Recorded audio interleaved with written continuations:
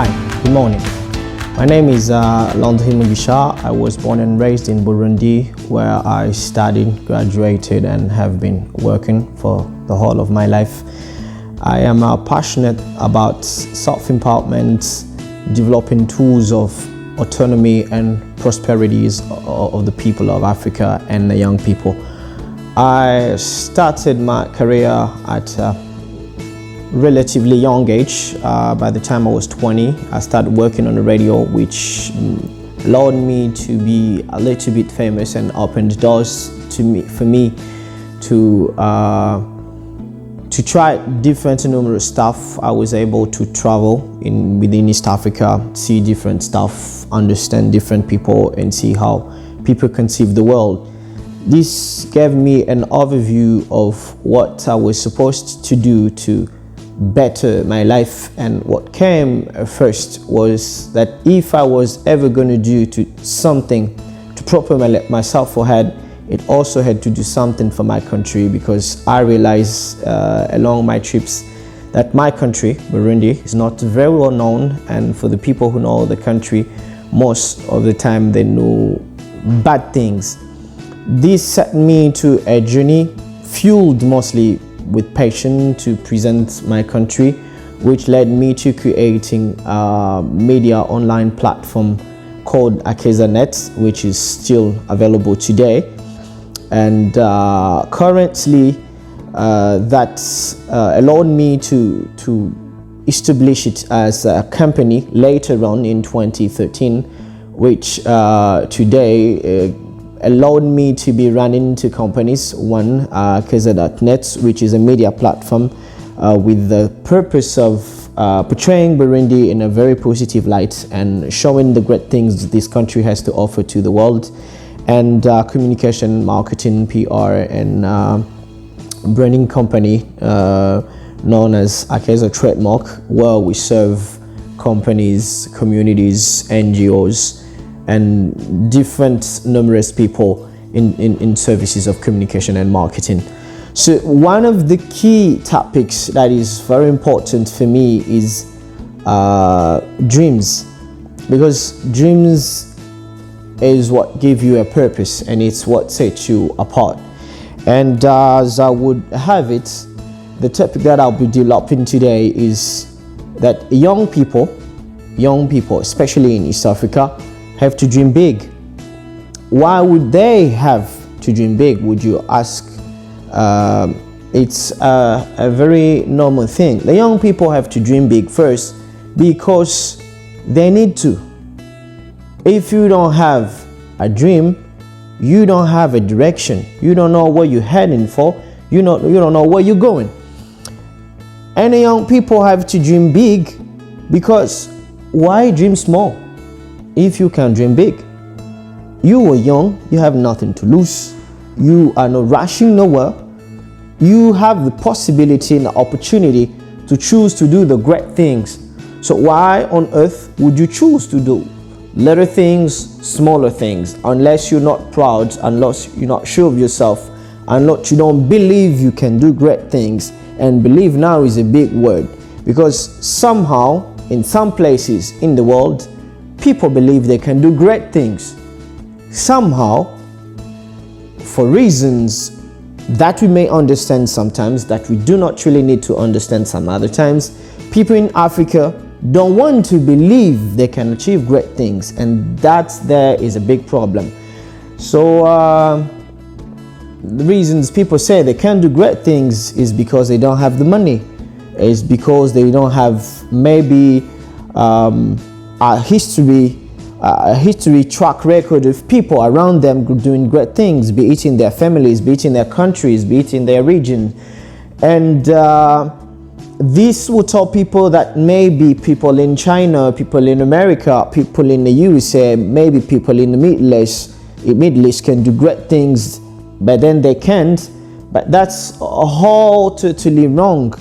Because if someone wants to do great things, it all starts in their minds. It's all a conception of your brains. You have to figure out what you want. Then you will figure out how you want it. Then you will figure out what you need to make it happen. So there are some tools at the disposal of the young people that constitutes the why they should dream big. First and foremost, when you are young, that's the period of time where you set course for your whole life. The things you do today, the decisions you take today, the actions you do today would determine what happens into your life in 10, in 20, in 30, in 50 years. What you do today, the knowledge you acquire today, the actions you do today, the people you associate yourself with, the work you put in place, and the things you believe you can do today determine what you actually ultimately will become or will do in the future. So I would say young people have time. They obviously are very young. Most of them have their parents who take care of everyday needs. So most of the time you have your time to figure out what you want to do and how you want to do it. You have time to think and you have time to put things in place. And this is very important because grown-ups people don't have much time. They have kids to care of, they have responsibility to care of, they have their jobs to deliver, they have a lot of things to take care of. There are problems in life, in families and everything. Grown-up people have big issues to take care of and they are pressing. Sometimes they cannot put it on tomorrow, on the day after tomorrow. Young people can. Actions you do while you still have time will allow you to go far in the future, to go faster in the future, to be set apart in the future. So time is a luxury and an asset that young people have that maybe more grown-ups people do not have. What else do young people have? They have energy. I mean, a young person thinks about doing something, you go ahead and do it. You feel like playing football, you go play football. After playing football, you feel like running, you go running. After running, you feel like playing basketball, you go play basketball. You have energy. The young people's energy doesn't seem to end. Young people have energy, be it in thoughts, be it physical, be it in mind. This energy allows young people to be able to suffer tough times with stronger and more resilience because they have energy. This energy will always sink in and help them go through the situation. Young people should use their energy accordingly, and once again, energy is a competitive advantage. You should use that energy to do greater things. So you have this thing that has an expiry date that is great. You've got to think, how do I want to use this? You know, obviously young people need to dream big because they have to. I mean, who doesn't want a bright future? Who doesn't want to be successful? Who doesn't want the good things of life? Well, when you're young, that's a great period of time to sit down and figure out how the people who did it made it and decide if you want to join them, figure out what you need to do to get there, and then set course and do it. That's pretty much important. Like for young people in East Africa, a whole region looks at us, expect us to deliver. You know, our grandfathers fought for independence, which was like a huge achievement. We are still fighting for economic independence. Who is going to achieve us? A lot of people look at us and they hope we can do it. But can we do it? Do we think we can do it? Are we working to make sure we can do it? Because everybody else think we are the one to do it. Do we think we can do it? Can we make sure we can do it? That's important for the young people to understand.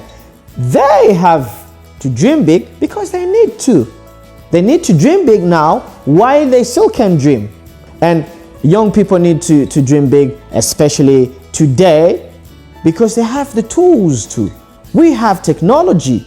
I mean, we have a whole wide web, World Wide Web, where you can access all kinds of information, where you can learn all kinds of knowledges, you can gather all kinds of capabilities that you can learn from here and use in another country without even moving from your room. This is an interesting period of time.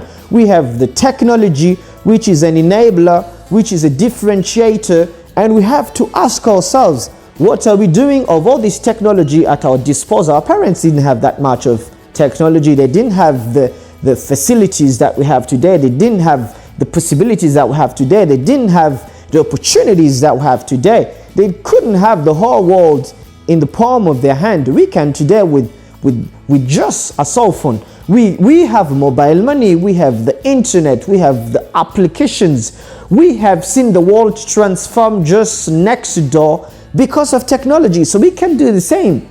So the young people today have an opportunities that no other generation of African has ever had.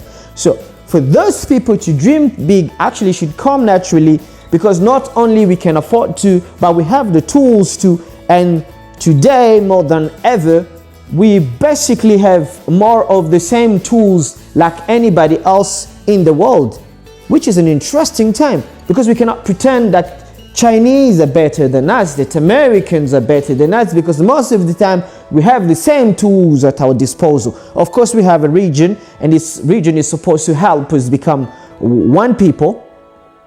And this unity is supposed to allow movement of people, movement of goods, movement of capitals, movement of knowledge, and we also still need to figure out how we as young people can push that agenda, because we always believe the politicians are going to do it, the grown-ups are going to do it, but maybe there's some people that the young people, no matter how young they are, can push. You don't need to be an old person to bring in innovation. You don't need to be an old person to work on a technology that can change life in East Africa. You don't need to have a particular age to think of a technology that can be adopted all over East Africa, all over Africa, all over the world. You don't.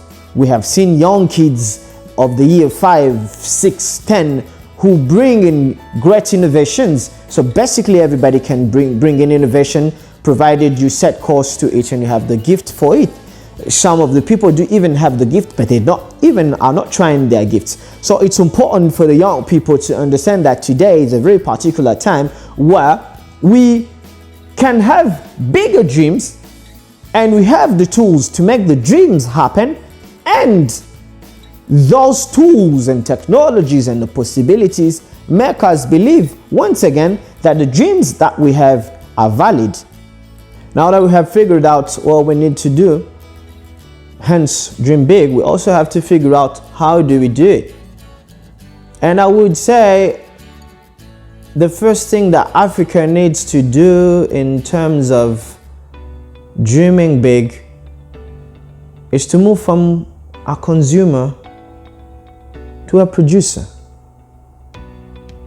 That's the biggest shift Africa still needs to do. You look at every other country that inspires today, they produce most of their goods, they produce most of their food, they produce their own technologies. So what are we producing? Africa has been famous for producing quality raw materials. I have never seen a nation that is developed from raw materials. It has never happened. It didn't happen in America. It didn't happen in Europe. It didn't happen in Asia. It cannot happen in Africa. Every nation that is a successful nation is a manufacturer nation. We need to produce our own food and transform our own food. It's important. There's no such a thing as a developed nation that cannot feed itself. And food should not be just basic goods. No. It's from crops to their transformation in numerous things. Africa should be an exporting continent. East Africa should be a region that is propelled by its exportations. It's important. So we have to figure out. Most of East African countries produce coffee, they produce tea, some of the greatest quality. But we can't even transform our own coffee. We can't even transform our own tea. That's wrong.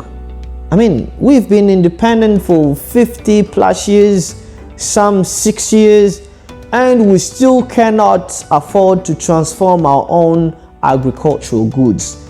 That's terrible. We need to make our own goods. We need to make our own food. We need to make our own fridge.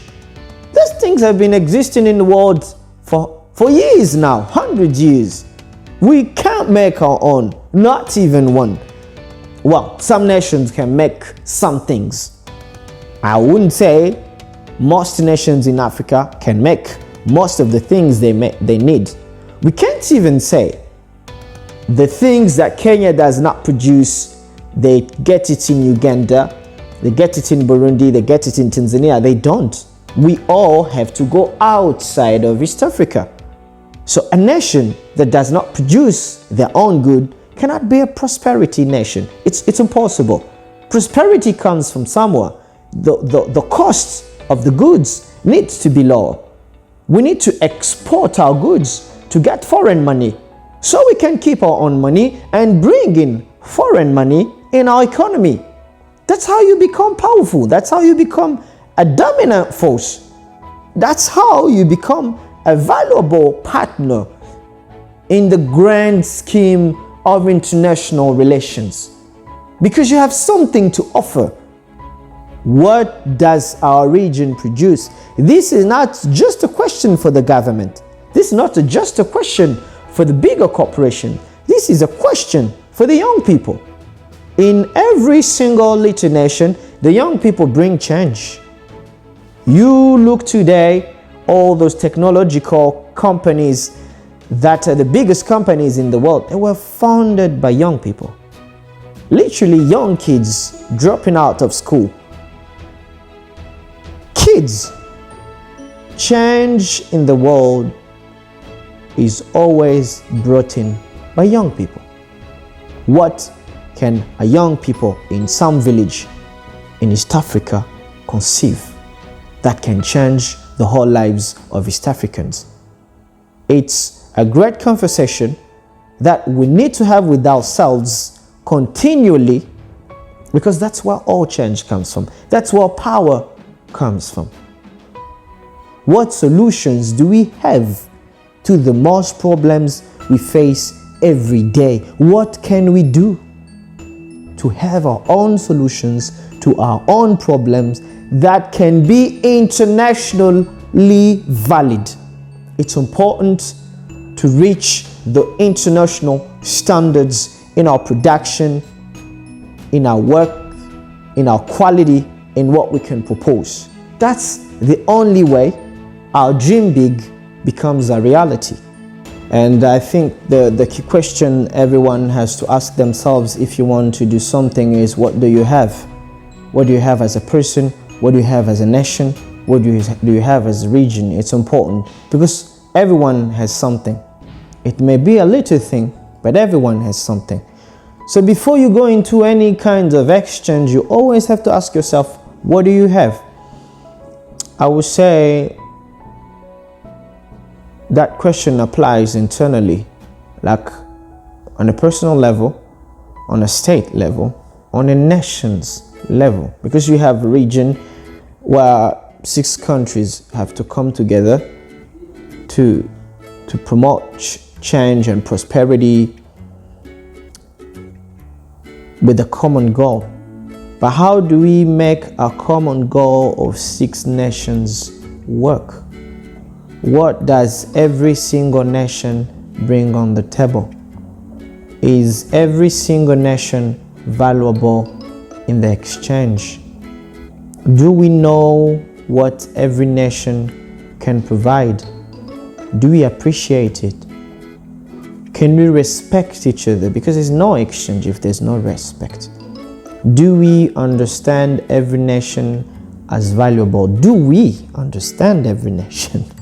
Do we know East Africa? That's another question. So it's important, and I believe for the people promoting East Africa, it is going to be important to allow the people to move naturally in trades, but also just for the purpose of visiting East Africa, because on a global scale, East Africa is the part of Africa where you have the safaris. It's basically a huge touristic destination in its own capacity. And so I would say students should be having trips around the countries. Like this year they go in that country, next year they go into another country, just like that, because they need to understand the region they are called to build. If people are not moving in the region for all kinds of purpose, to understand the region, to know the region, to appreciate the region, this might be difficult. So I will also say, if everybody is going to come and appreciate East Africa, maybe East Africans need to appreciate East Africa more. They need to know East Africa more. I will give an example. Let's take technology, and we use all our technology to sell East Africans, and every single person is selling another country. This is going to bring a huge boom in tourism. If everybody takes on to social media and talks about East Africa, not just as their own country, but as a region, as a destination, as a possibilities. Because people in Kenya can always reach an audience that we cannot reach. People in Burundi can always reach an audience that we can reach. Cannot reach. I can give you an example. We in East Africa are basically the only nation that speaks French in Burundi, maybe a bit of it in Rwanda. So we can have access easily to the French-speaking countries than any other East African country. Once we figure out what we can offer each other as nations, as people, as countries within the region, and that dynamism is being developed, we can figure out now a sort of East African identity. What we as East Africans, as a bloc, as a region, can we offer to the world? What can we offer to the world? Maybe there's a young kid in technology in Kenya who could find his counterpart in Bujumbura and they'd bring up something great, but they need to meet first. They need to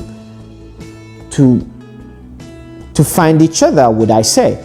So it is important for us to understand what we have as individual nation, see how that can be helpful in our internal exchanges, be it of goods, of competencies, of knowledge, of people. And then as a region, we figure out what we can offer the world, because there's definitely something we can offer to the world. We just need to figure it out. And when it's out there, everybody will say, this is a great contribution from East Africa. I would give an example. The mobile money industry is much more developed in East Africa than anywhere in the world. So that's one thing that we could maybe also propose to the world, one among many other things. But we need to figure it out, and then we see what do we have, what can we offer. One last thing, as I end up, I once was going to discuss with a group of young people about entrepreneurship, and I was during the workshop, I was going to ask one person, was going to say, what's your goal? But somehow in the heat of the action, I said, what's your dream? And then he looked at me and was lost and was like, I don't know. Nobody has ever asked me that question. I was literally stunned. Young man, brilliant, obviously, 18 years old, maybe 19, and no one has ever asked him, what's your dream? That's a tragedy. That's literally a tragedy. Young men don't know their dream because nobody ever made it seem like it's important. If I had one thing to leave you with today, it would be, you sit down in a quiet place and you ask yourself, what is my dream? Once you figure out what your dream is, you can then set out to figure out what is supposed to be the magnitude of your dream. Until next time, take care.